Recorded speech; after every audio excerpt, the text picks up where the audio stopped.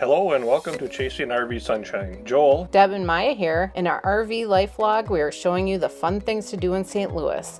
We're impressed with what we found to do in St. Louis. It's a great place to visit and explore. There's so much to do and see, and some of it is even free.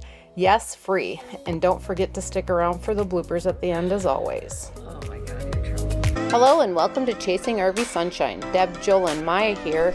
We are new to RVing and happy to take you along for the ride with us as we are feeling like we're living the book, RVing for Dummies sometimes. There's nothing better than feeling the freedom that RVing is bringing us.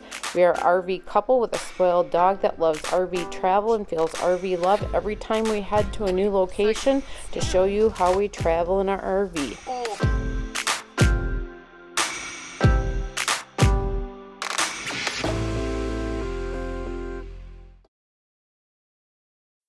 we traveled to St. Louis and stayed for 2 nights at DraftKings Casino Queen RV Park.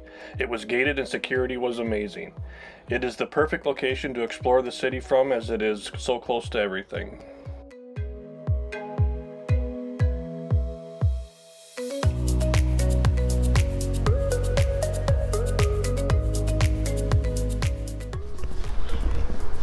We have officially made it to the St. Louis Arch. Woo. It's way higher than we thought. Originally looked and thought maybe we'd go to the top, but we're not going to. It's way too high for Joel. And Even though it's indoors, it's still way too high. yeah.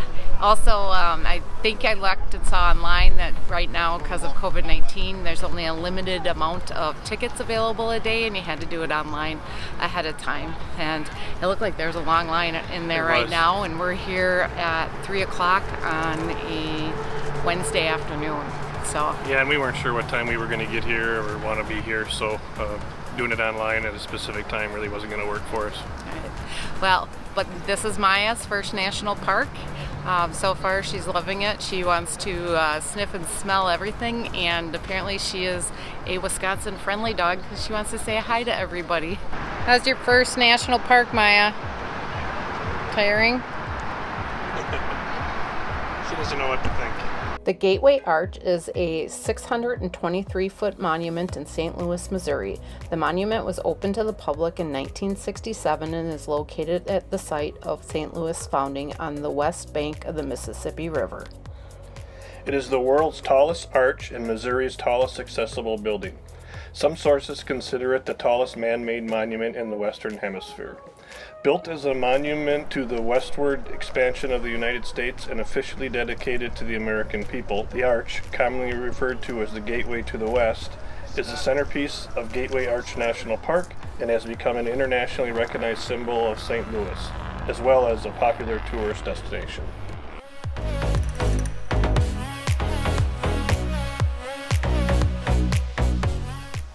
Throughout the park, you can actually find little bits of history that are located out, and they're actually pretty interesting. We do recommend if you have kids, you can stop and read them, or if you're history buffs, stop and read these too. They've all been really interesting as we've been walking around the park here. It's absolutely beautiful, and the grounds are pristine. Absolutely gorgeous.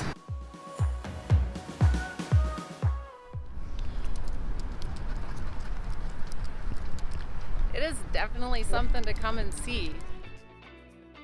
All we can say about the St. Louis Zoo is wow. We aren't even zoo people, but this was quite impressive. One of the few free zoos in the nation, St. Louis Zoo attracts approximately 3 million visitors annually and is the most visited attraction in the region. As a free zoo, visitors are encouraged to come back again and again.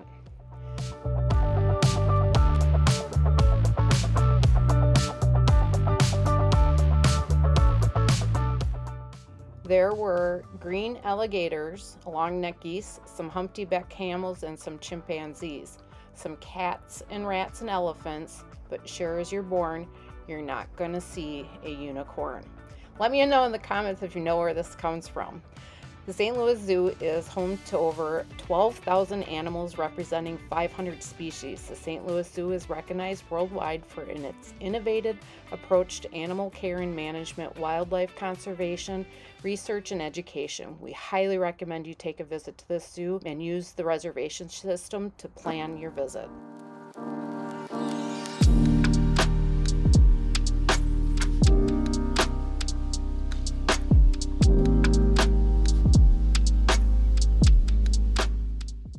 So the art museum is also free to come in, but currently because of COVID, you do have to wear masks. But they do have Monets and they do have Van Goghs and some other famous art. It's pretty cool. I'm assuming those people are famous. Yes. The St. Louis Art Museum was founded in 1879. This art museum is one of the principal U.S. art museums with paintings, sculptures, culture objects, and ancient masterpieces from all over the world. It is a 3-story building that stands in Forest Park in St. Louis, Missouri, where it's visited by 500,000 people every year. Admission is free, although it's subsidized from Cultural Tax District for the City of St. Louis and County. The museum also accepts donations to help cover the cost and keep admissions free.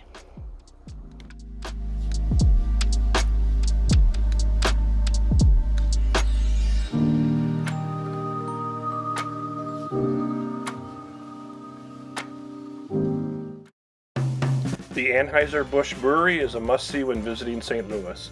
We recommend this place to everyone. The tour is about an hour long but goes by quickly as they show you around the many buildings and explain how beer is made. The cost for the tour we did was $15 per person, and it was well worth it. We recommend booking your tickets for the tour online prior to arrival, as they only have a limited room due to COVID restrictions. We made it to the tour. It's not for another 25 minutes, so you better have a pre-tour beverage. Our favorite. We're roughing it today. But this place is actually quite large and quite impressive. I would say that this is another must-stop. We'll totally let you know how the tour is. The Budweiser Clydesdale tradition began in 1933 when August Busch Jr. presented his father with the first team of Clydesdales to celebrate the repeal of Prohibition. Today, the Gentle Giants make more than 500 appearances annually with their bright red beer wagon.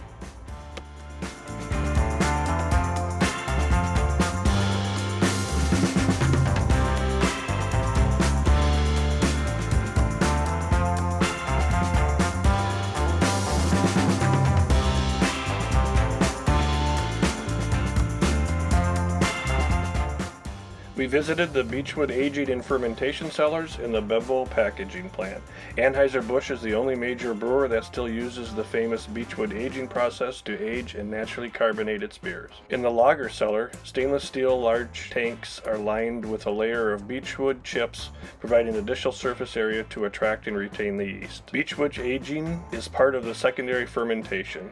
Each of the lager tanks holds enough beer to fill approximately 200,000 six-packs.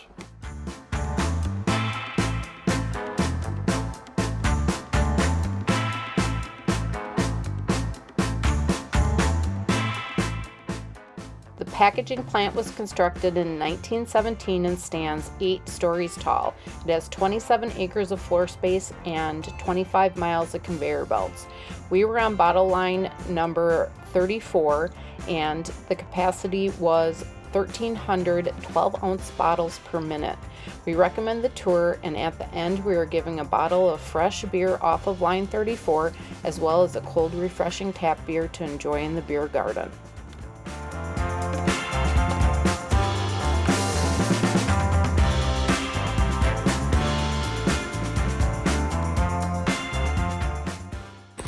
So what's your interpretation of this one? Of this one? Yes. It looks like an Adirondack chair. It needs painting. And how about the one behind you? Looks like a tic-tac-toe board gone crazy.